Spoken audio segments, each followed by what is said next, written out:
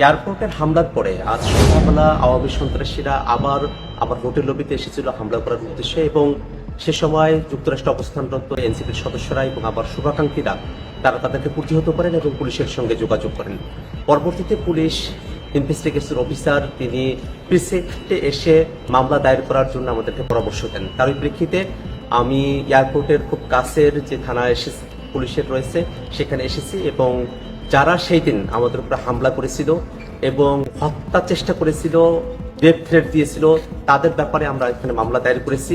এবং একই সাথে ইউএস পুলিশকে আমরা এই বিষয়টা অবহিত করেছি যে যারা এই ঘটনাগুলো যুক্তরাষ্ট্রে ঘটাচ্ছেন তারা বাংলাদেশে নিষিদ্ধ এমন একটি সংগঠনের সঙ্গে জড়িত, যারা গত বছর বাংলাদেশে গণহত্যা চালিয়েছেন, মানবতা বিরোধী অপরাধ চালিয়েছেন, এবং ইউএনের যে রিপোর্ট সে ব্যাপারে আমরা তাদেরকে অবহিত করেছি।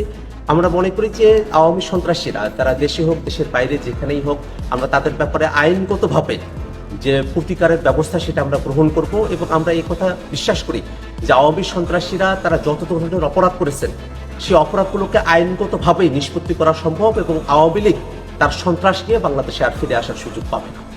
দর্শক, নিত্য নতুন বাংলা সংবাদ পেতে এখনই সাবস্ক্রাইব করুন আমাদের এই চ্যানেলটি।